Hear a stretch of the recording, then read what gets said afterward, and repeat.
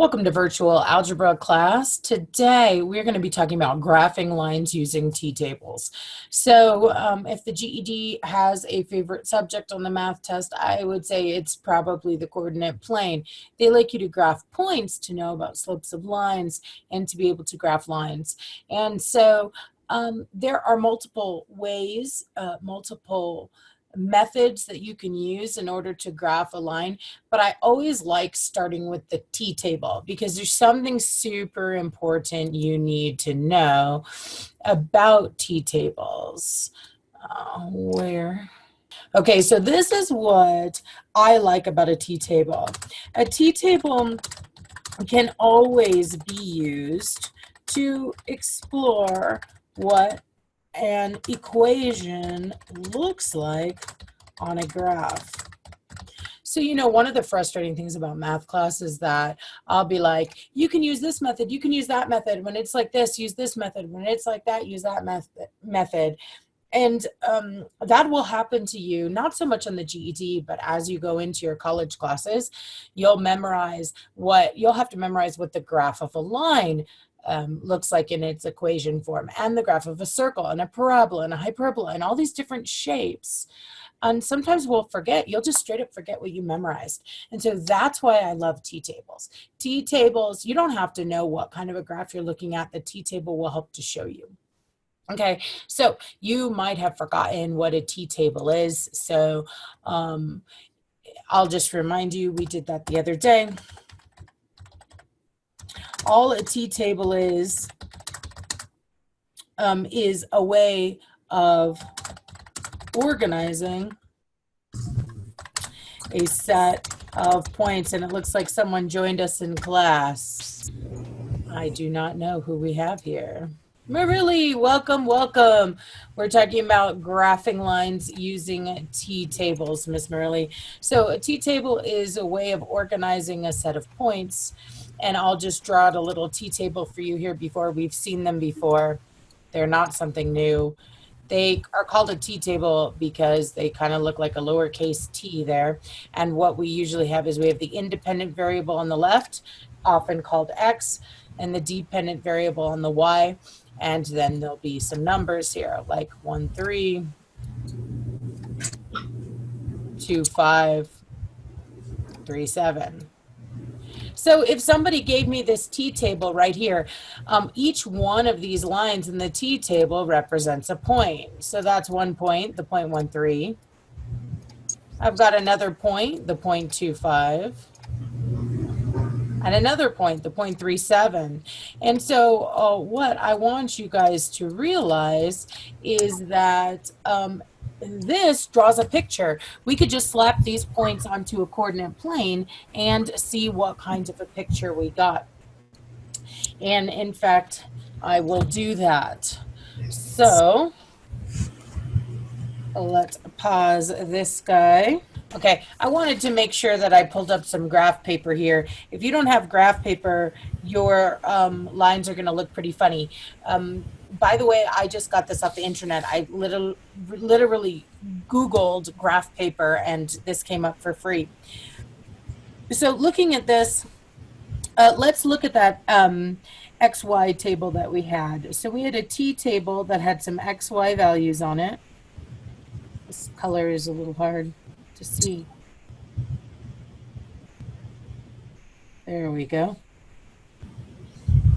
And now I forget what points I had. Did I have 1, 3, 2, 5, 3, 7? Yes. Okay, wonderful. So this is a t-table, but this t-table translates really nicely to a coordinate plane graph. So remember that a graph consists of two number lines crossing each other. Your x-axis is your horizontal, and your y-axis is your vertical axis. And we could slap these points on a graph. I think I will go here by 2s so that I have enough room on my graph. So each one of these 2, 4, 6, 8, 2, 4, 6, 8.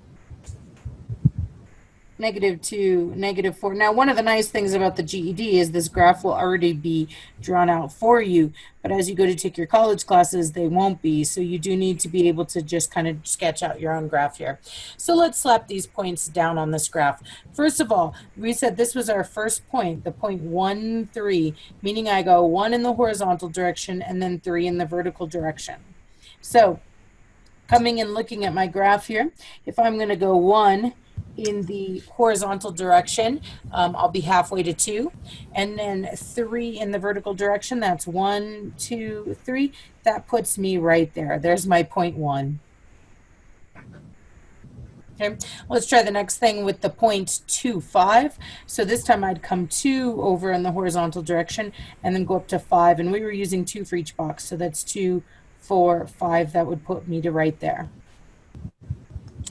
Okay, excellent. So now I've got 2 points on my line, and let's hit the third one. The third one is the point 3, 7. So that's 2, halfway past 2 will be 3, and then 2, 4, 6, 7. So I'd be about there for the point 3, 7. Are you clear at how I put all my points on the graph, Miss Merle? Does that make sense to you? Wonderful. Yes. What I want you to notice is that these 3 points here, if I were to connect them, kind of draw a line. Can you see that? Mm-hmm. That's what we're going to look at today, how you can use some points to get an idea of what your graph looks like. The more points that you have, the more you're going to be able to know about your graph. Okay, so let's go ahead and look at some examples. So can I clear this screen? Yes. Wonderful. Okay, so very typical GED example might tell you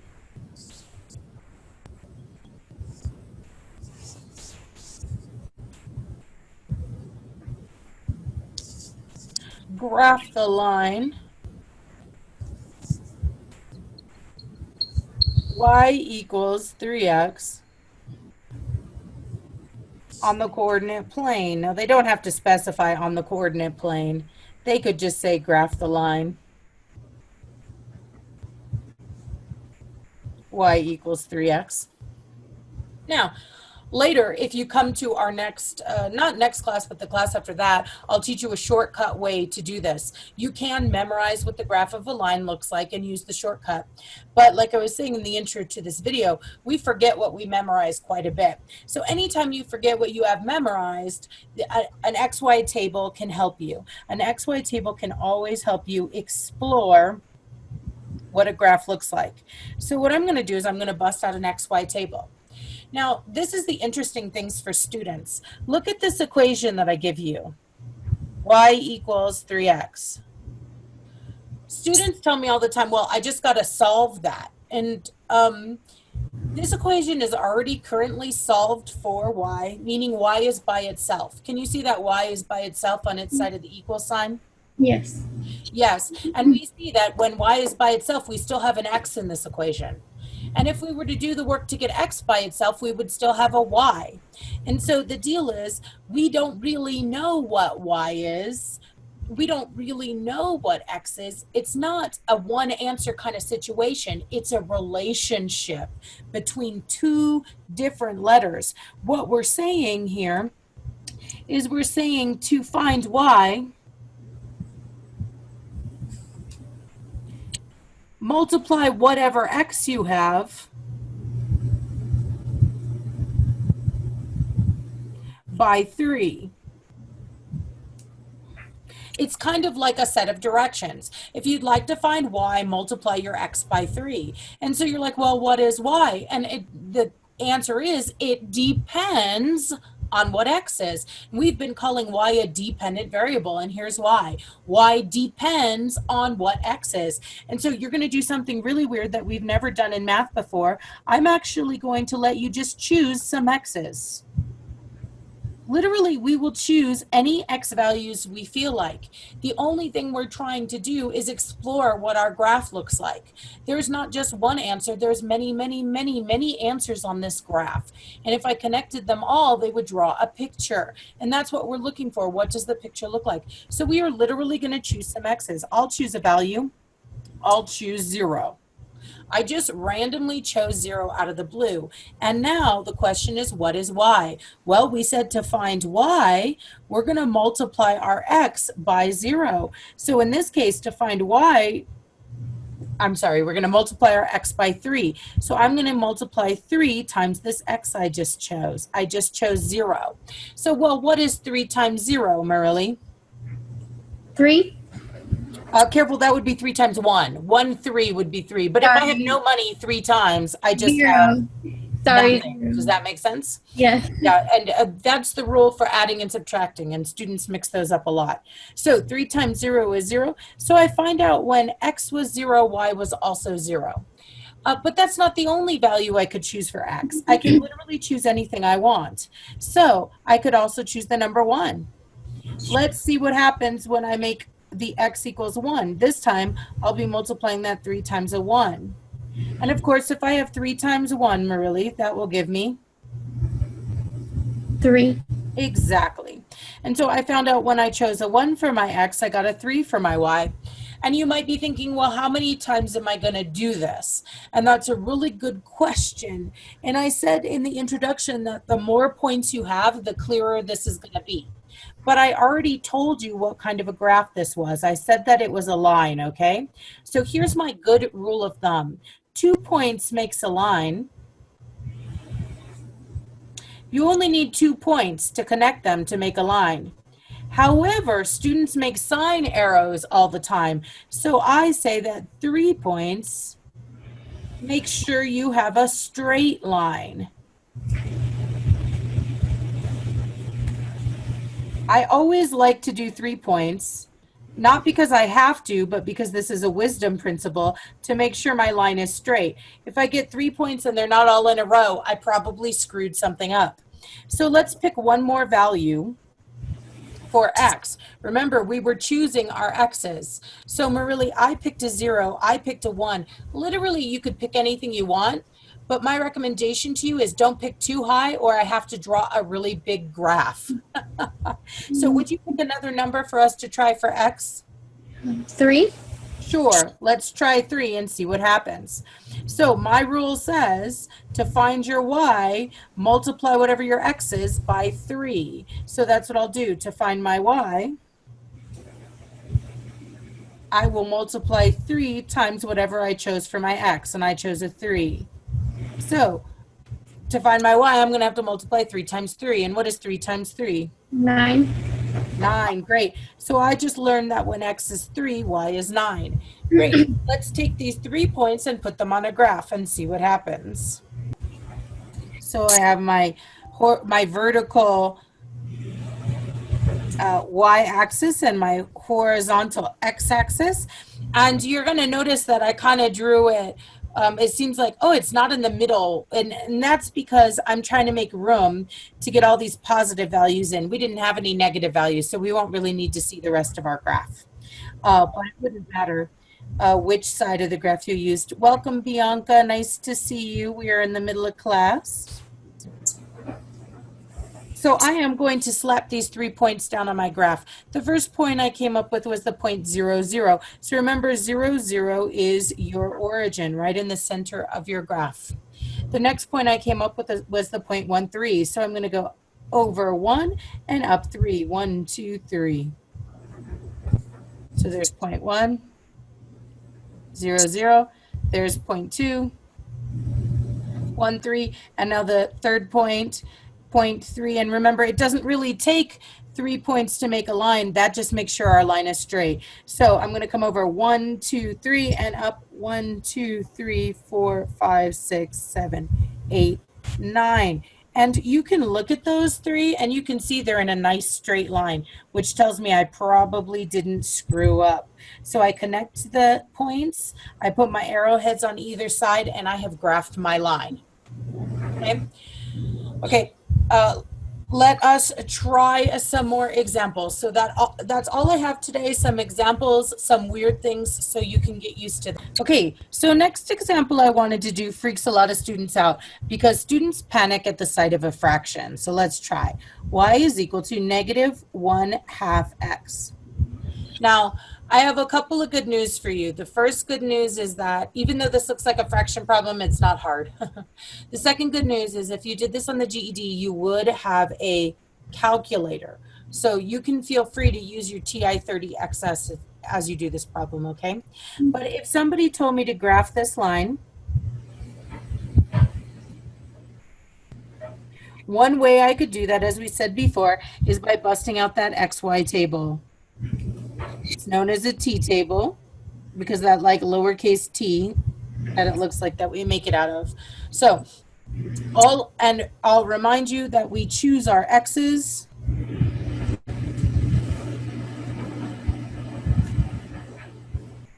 Choose is a hard word to spell.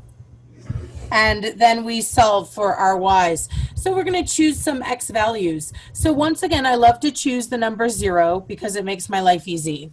Okay, but what I want to explain to you guys is that you can choose wisely or unwisely. So notice that I want you to half x.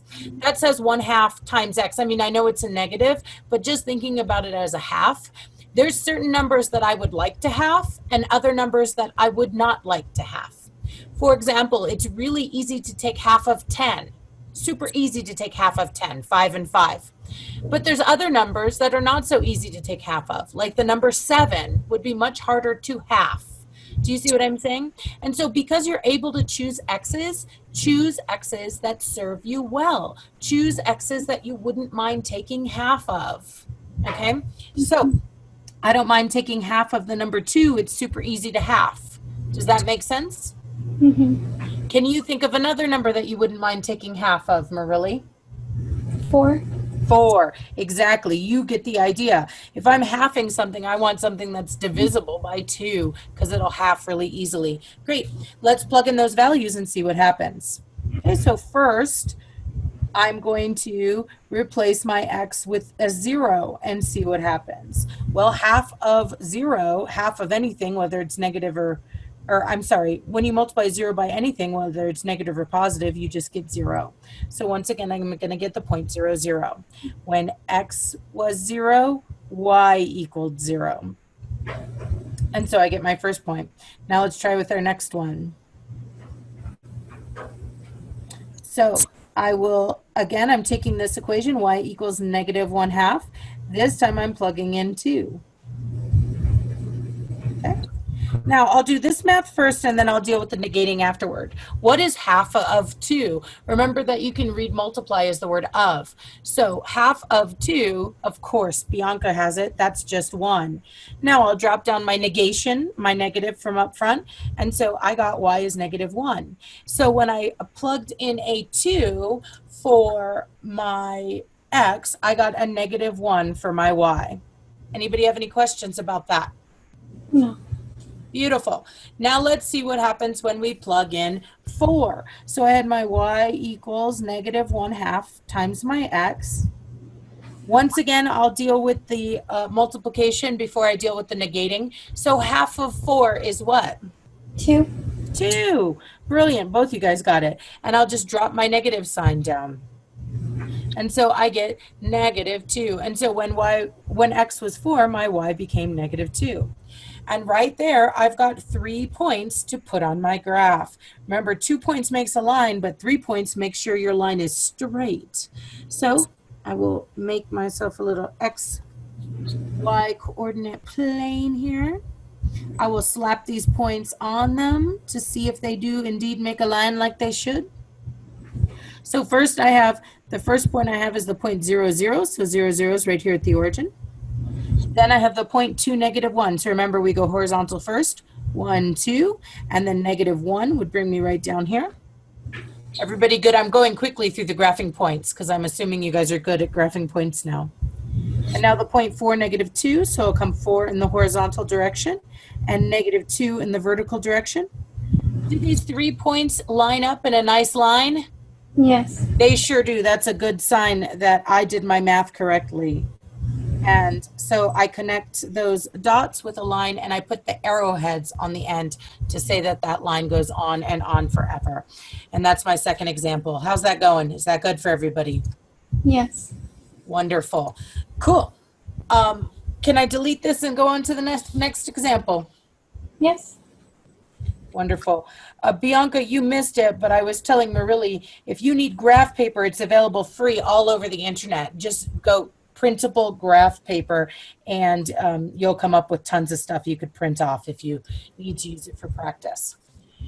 So the next example that I wanted to do is more typical, a little more complicated. So, oh, whoops, I forgot my directions. Let's have some directions.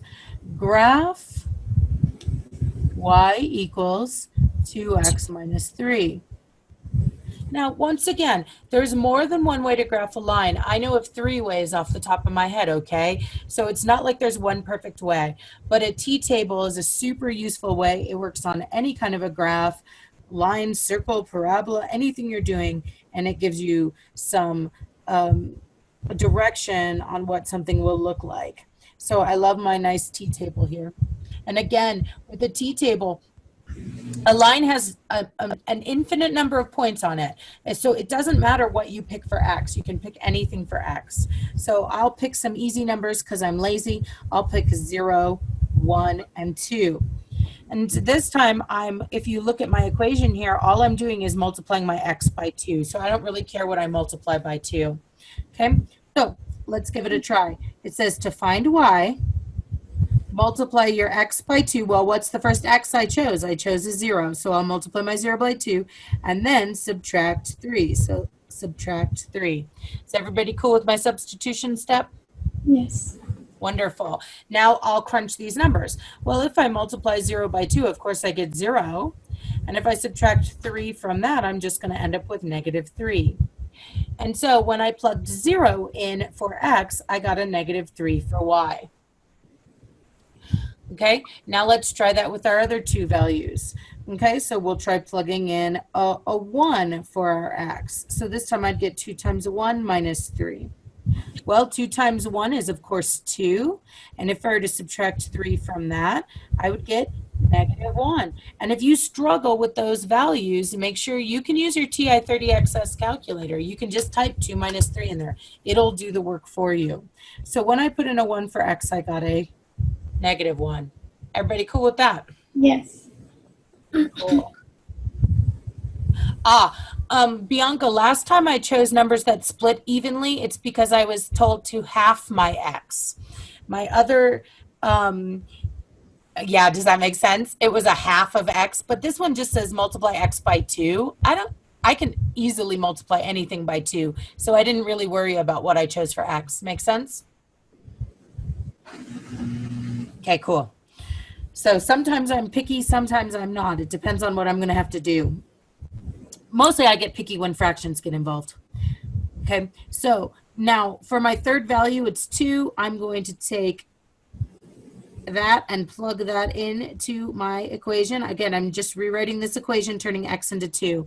And now we'll do the math. 2 times 2 is 4. And of course, if I were to subtract 3 from 4, then my Y would just be 1. So when I plugged in a 2 for X, I got a 1 for Y. Is everybody cool with that? Yes. Okay, let's plop those 3 points down on a line. Again, it only takes 2 points to make a line, but it takes 3 to make sure your line is straight. So what is the first point on my line?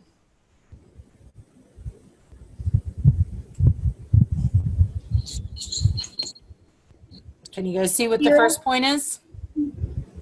The point 0, negative 3. My first line in the t-table is my first point. Does that make sense?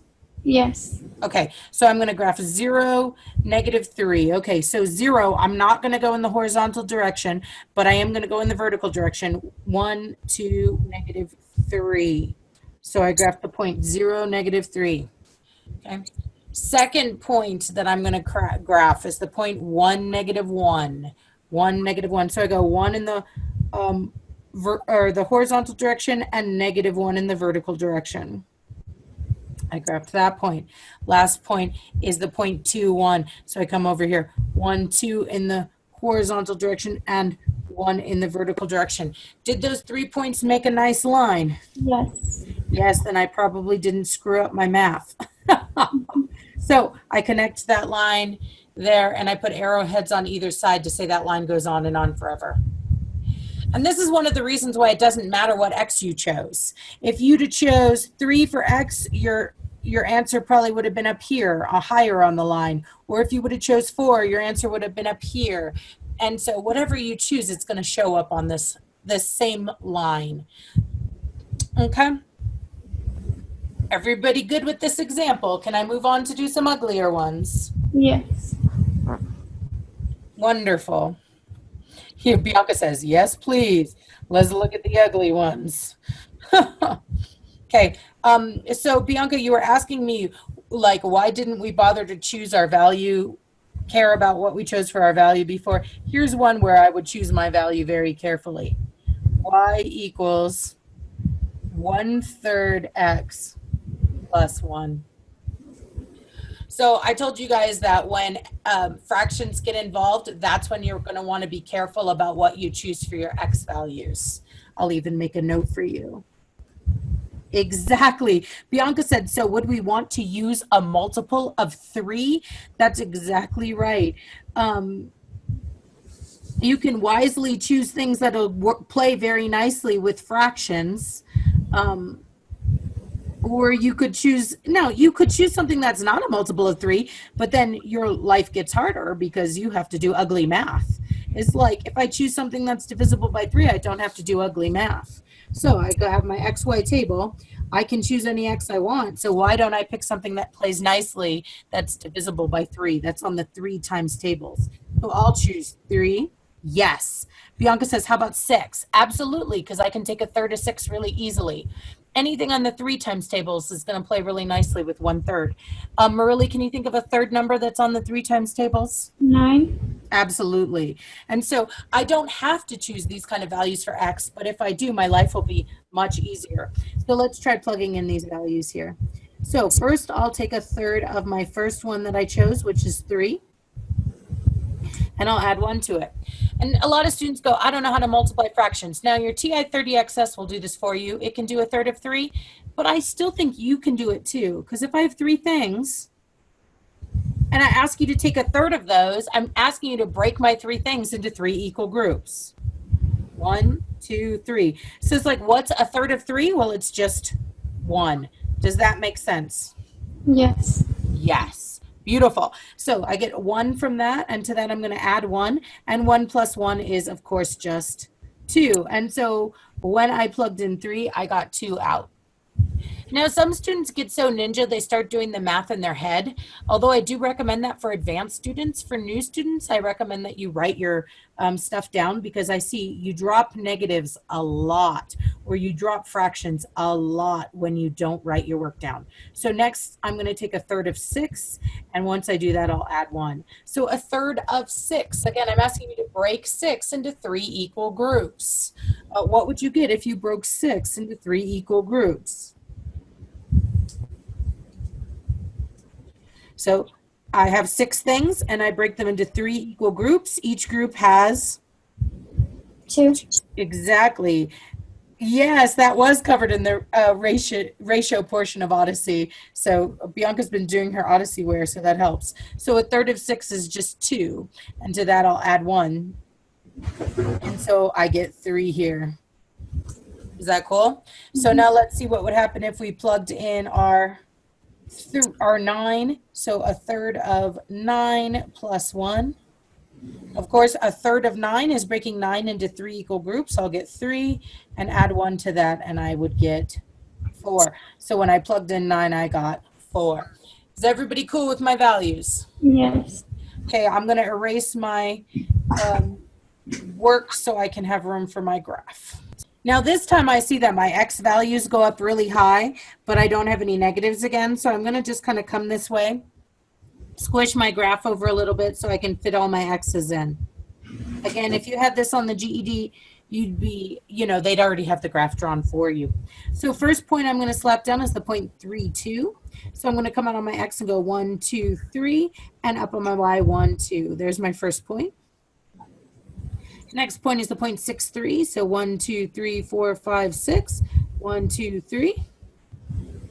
And then I have the point 9, 4. 1, 2, 3, 4, 5, 6, 7, 8, 9. 1, 2, 3, 4. And you can see, again, I trust my math because they came in a nice line here. I probably did some nice correct math. Connect those, draw end caps on it to say it went on forever, and I have graphed a line. Is that good? Yes. Beautiful. Ta-da. Bianca says, ta-da. I love it. Okay, let's clear this one, and let's look at some problems that really screw with students' heads. I got another one. This is my example 5, and students don't know what to do. Oh, I keep forgetting to write directions. If you had this on the GED, there would always be directions, okay?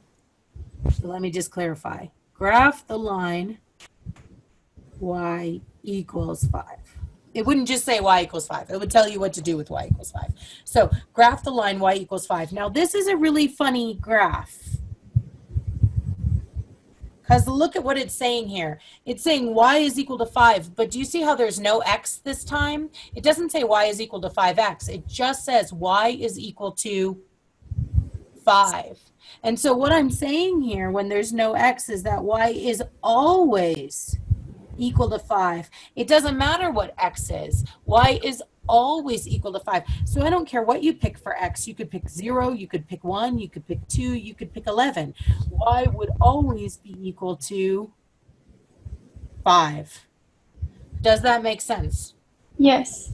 Okay, beautiful. So this thing's real easy to graph. I don't have to do, oh, Bianca says it only kind of makes sense. The reason why I don't have to do any math is because there's no x on this side of the equation, Bianca.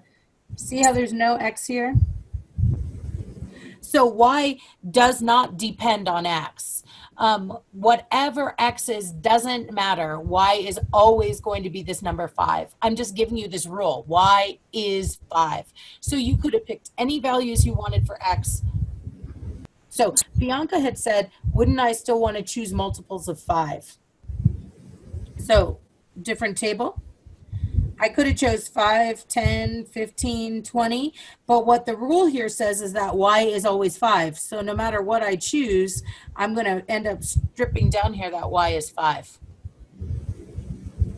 Does that make sense? Still kind of. I think basically the thing to remember is that when you don't see an x,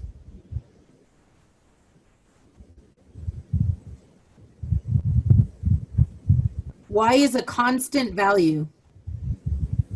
I'm just saying y is equal to some number. And that's why Bianca just asked me, so if you don't see an x, how do you know it needs to be graphed? And that was actually the big reason why I said to myself, I better write the directions or else you would never know what to do. So Bianca, you absolutely would not know that you needed to graph this or even that it was a line unless I said to you, graph the line y equals 5. It's because I explicitly said that you know to do this. If they just gave you the statement y equals 5, they wouldn't be telling you to do anything. It would just be like saying the sky is blue. There's no response to that. Okay, so cool. It's because they said graph the line that I know this. So anyway, I can pick any values I want for x. Good, I'm glad. And y will always be 5. So let's slap this down on a graph. And a lot of students don't have a t-table that they use for this problem. They have it memorized. Later in math class, you might have it memorized too. But for now, t-tables are our only weapon, so we'll use them. Okay, so when x was 0, y was 5. 1, 2, 3, 4, 5.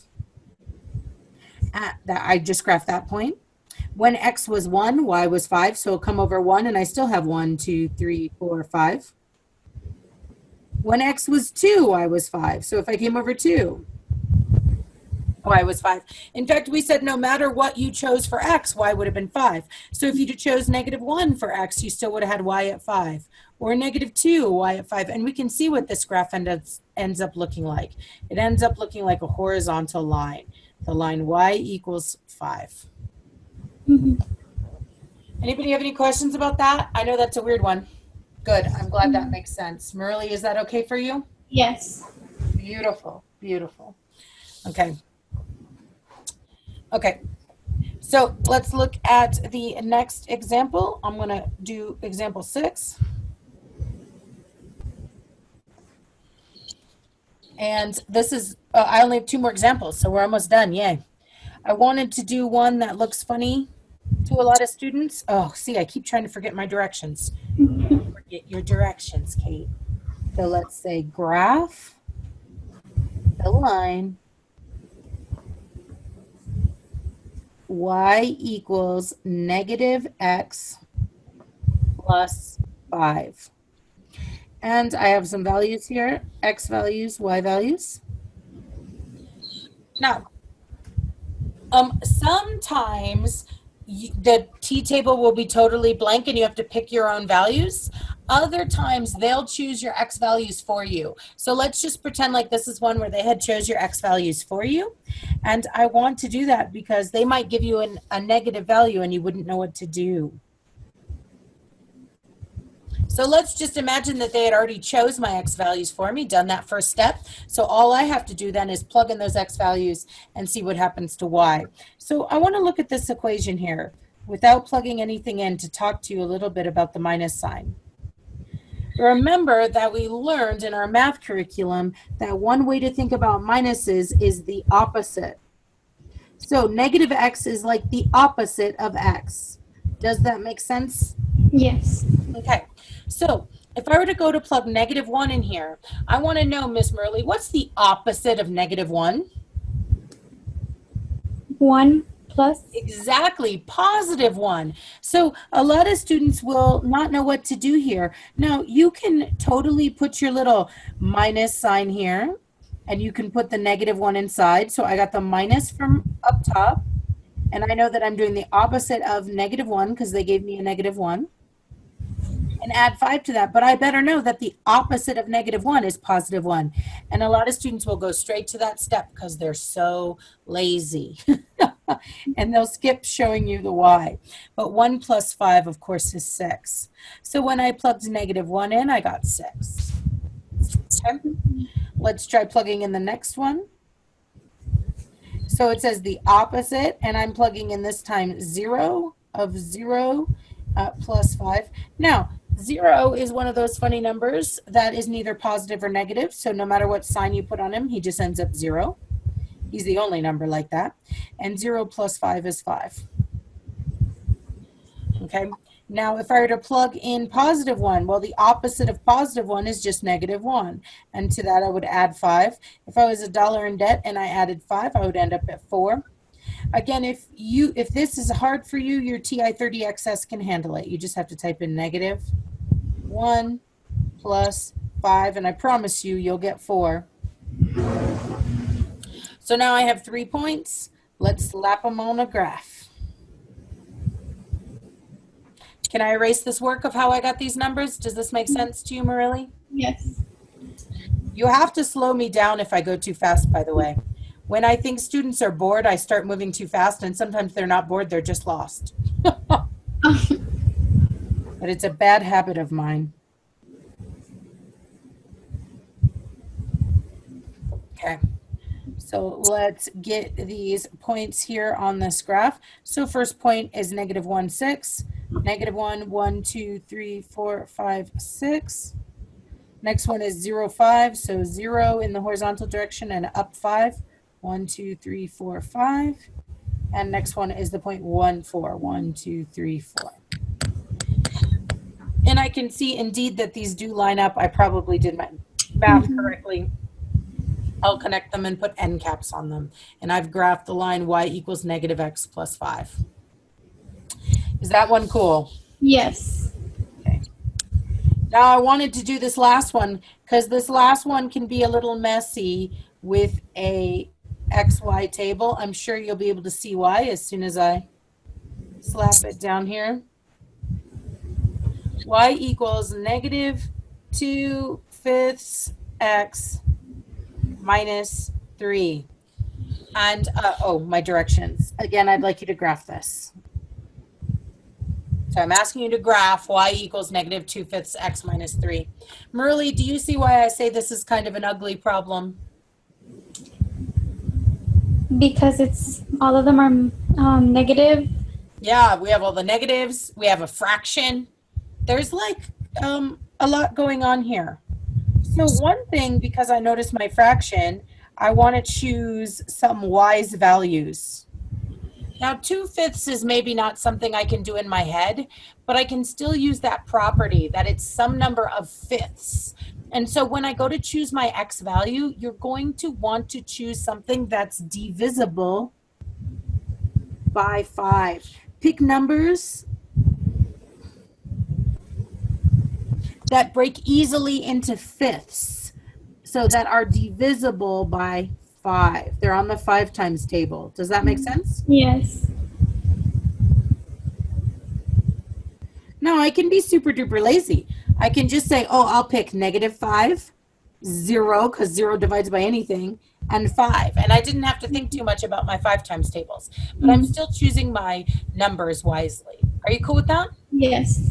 Now, I'm going to do my substitution on paper, but I'm going to let my calculator do the ugly part. So I'm going to write down my substitution step first. Y equals, now I have a negative 2/5 in my equation. I write negative 2/5, and that's supposed to be multiplying with the first x value I chose, negative 5. And from that, I'm going to minus 3. All I did was substitute in my negative 5. And now I'm going to pick up my TI-30XS because I'm not even trying to not screw up all these negatives and fractions here. And if you did this problem on your GED, you would absolutely have your calculator. So careful that you're using the negative button here, not the minus button. The negative button is at the bottom. I'm going to type that. Let me show you how I type it in my calculator. Okay, so I use the negative button.